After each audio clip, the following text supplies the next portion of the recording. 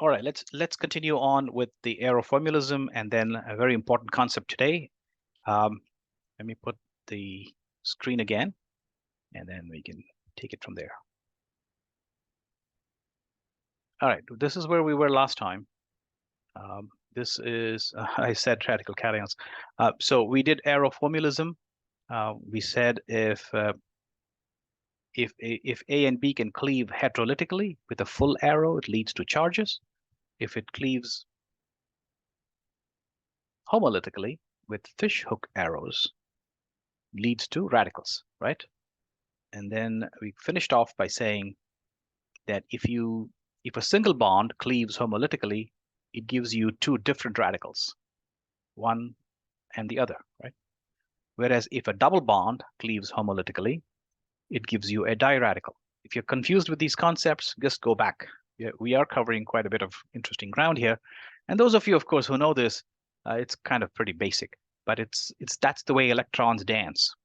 And the electron dance is very important to understand the rhythm and the way in which the electrons move and kind of, the steps, etc. on the dance floor, which constitutes what we know as material science, right? Anyway, let's move on.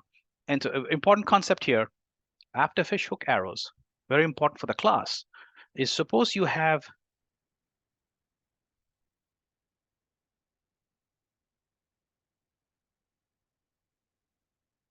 ethylene, this is just ethylene, and it homolytically cleaves, okay?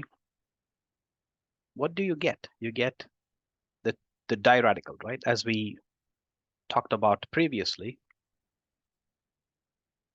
Okay, I'm putting H here. Okay, that's great. This we know. So suppose then we treat it. Now we come up with another new concept. Suppose you remove this electron. Suppose you treat it with, say, iodine. As you know, iodine loves electrons, wants to become iodide, which means it wants an electron, right? And it takes it. This electron moves here, right? What do you get? Iodine obviously becomes iodide, right? What about this? What happens to this? You get C. Nothing happens on this side. This bond is still there. This. So this is gone, right? But what's the formal charge on this? You know intuitively that if an atom loses an electron, it should be plus, right? Because this one became a minus, so this got to be a plus. So let's calculate formal charge here. 4 minus no lone pairs, right? Minus half of 1, 2, 3, 4, 5, 6. So 4 minus 3 is a plus 1. Therefore, it becomes a carbocation, right? This one becomes a carbocation. But remember, this is it's a whole molecule. The whole molecule is not a carbocation. The molecule has a cation, carbocation, and is a radical, right? The same molecule. So these are called new term radical cations. This is called an ethylene radical cation. That is, after one electron is moved. Remember, there's no difference between this and this, right? These things, they're happening all the time. This fishhook comes here, and then they go back. This is happening all the time. So this is another way of depicting this, right? If you want to know, this is the ground state, this is the excited state, right? But the excited state and ground states are just going all the way. So nothing has really happened from going from here to here to the molecule. Just fishhook arrows, diradical. Diradicals are unstable, so they give back to ground state, right? Now, if you wanted to react, if you want this to react, it goes through this stage and then it loses an electron, right? Now it can do a heck of a lot of things. This can react, right? Now this is a highly reactive species. It can react with another minus, right? Another minus can come here, all kinds of stuff. Before we go to that, let's look at another way in which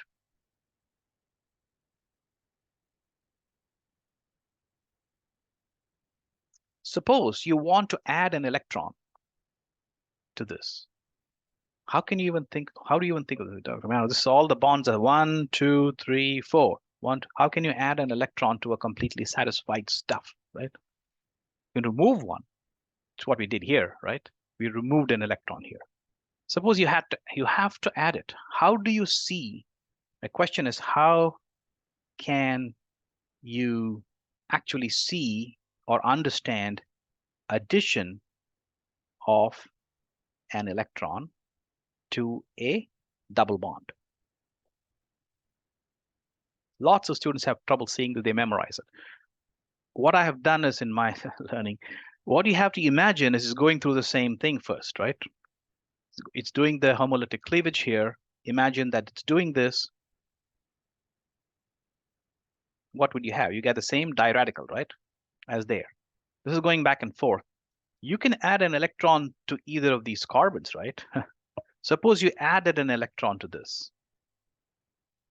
What do you get?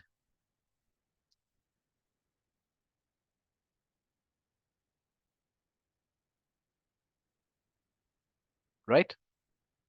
This electron is still there, but now you have two electrons. So what's the formal charge on this? 4 carbon minus, now you have 2, 1 lone pair, minus half of 1, 2, 3, 4, 5, 6, 3 bonds, right? It's a minus 1. So intuitively, you know, if you add an electron to an atom, you get a minus charge. So this would be termed as, how would you say this? H, H, H, this one's still there. And then, but now you have a minus, right? So what the heck is this? It's a carbanion, right? It's also a radical. So it's a radical anion. So there are two terms here. Radical anion, when you add an electron to a double bond, and a radical cation, when you take an electron away from a double bond, right? Now,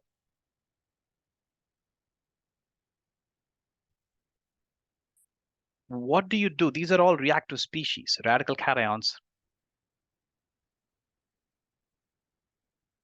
and radical anions are highly reactive species. Keep that in mind, okay? So in the next video, I'll go over what that means and how it is relevant for our class in particular.